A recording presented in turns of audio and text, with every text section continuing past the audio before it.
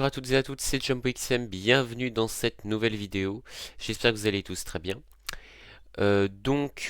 Aujourd'hui, je vais vous parler des conséquences des restes de l'ouragan Erin sur la France, qui ne sont pas des moindres, hein. En termes déjà d'orage, donc on va dans un premier temps parler des orages, voilà, parce que vous allez voir que c'est quand même assez agité. Donc déjà sur Kéronos, on remarque que demain, enfin déjà aujourd'hui même, sur le sud-ouest, ça va péter au niveau des Pyrénées. Et puis dans les prochains jours, bah, d'abord on aura euh, sur le centre-est des orages demain, même sud-centre-est au niveau de la région lyonnaise. Du côté de mercredi, c'est sud-ouest-nord-est et jeudi, c'est sud-est, hein. Ça, c'est ce que j'avais analysé même avant. Ces orages pourront être localement violents, notamment sur le sud-est. Là, au niveau du sud-est, je pense que ça va être potentiellement violent, hein. Là, il va vraiment falloir faire gaffe à ce niveau-là. En raison d'une forte instabilité aussi au niveau du sud-est. Alors je sais pas si sur WRF on peut voir, parce que bon, bah, on peut voir jusqu'à... Oui, ça devrait le faire, parce que là je suis sur jeudi, si on peut voir jusqu'à vendredi, ça va le faire. Donc comme vous voyez, bon déjà mercredi pas mal d'instabilité sur le centre, mais rien de foufou. Et puis bah jeudi c'est quand même beaucoup d'instabilité sur bah, le sud-est en fait, et la Corse, donc va vraiment falloir surveiller ça. Ces orages seront évidemment accompagnés de pluies soutenues, précipitations. Donc voilà, va falloir vraiment faire gaffe, hein, notamment là, encore une fois, jeudi, dans la nuit de mercredi à jeudi, et puis sur le sud-est, là, ça va être quelque chose, hein. Vraiment, honnêtement, ça va être quelque chose.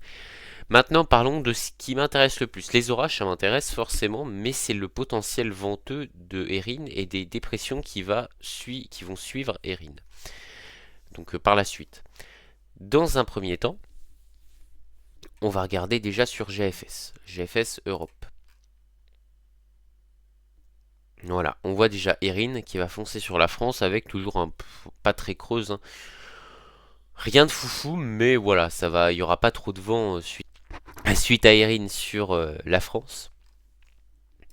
On va regarder les valeurs en rafale.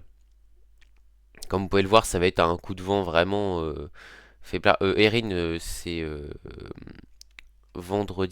c'est vendredi Erin, hein, si je dis pas de conneries. Parce qu'il y en a plusieurs dépressions.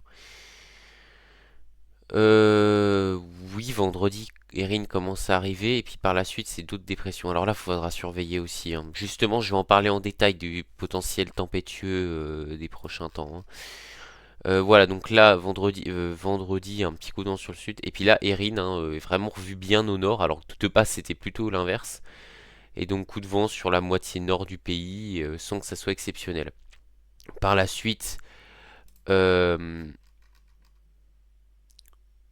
GFS voit pas forcément grand chose par rapport à hier notamment, mais faudra quand même surveiller au début septembre parce que là il y aura un enchaînement de dépressions, notamment cette dépression secondaire. Voilà, et puis ce système dépressionnaire qui a l'air vraiment vénère là, qui pourrait bah, nous apporter pas mal de surprises, hein. Voilà, non, faut vraiment surveiller un début septembre le potentiel de coups de vent et le potentiel tempétueux, notamment bah, encore par la suite, même si on va re-rentrer dans un court laps de temps dans un système anticyclonique. Il va falloir surveiller parce que ça commence à s'agiter sur la mer du Labrador et au niveau du jet, hein. Le jet commence vraiment à être vraiment chouette. Voilà. Bon, on est sur GFS là, mais GFS a complètement changé ses prévisions. C'est assez impressionnant. Bon, sur CEP, par contre, c'est à peu près pareil, mais oui, c'est à peu près pareil. Un peu plus au nord encore, hein, sur CEP. Si je regarde valeur vent rafale, voilà, pareil, hein, il n'y a rien de foufou. Voilà, bon, c'est vraiment revu à la baisse le potentiel dépressionnaire, hein, parce que quand j'ai regardé hier, c'était pas comme ça. Mais faut quand même prendre en compte le risque de coup de vent, voire de tempête. Parce que, encore une fois, je pense que tout le monde s'en souvient lors de la tempête Kirk. Bah, Kirk avait vraiment bien changé les prévisions. Donc en fait, ça va changer de jour en jour. On va vraiment, une fois que Erin va passer, donc à partir de vendredi, on aura plus de confirmations sur la suite du- des dépressions qui vont toucher la France. Voilà. Donc en vrai, je pense que cette année, on va avoir des premières tempêtes relativement rapidement. C'est-à-dire, je pense qu'on n'en aura pas réellement avant le 15 septembre.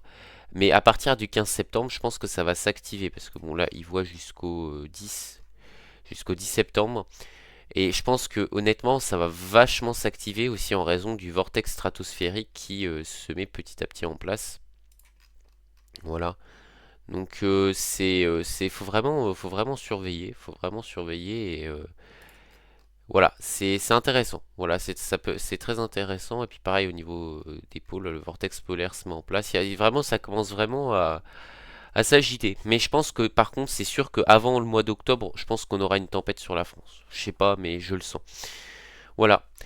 J'ai rien d'autre à rajouter. Bah, je vous dis maintenant, je vais vous dire salut. Et puis bah, merci pour votre visionnage. Soyez prudents aussi hein, durant les orages des prochains jours. Voilà. Ciao.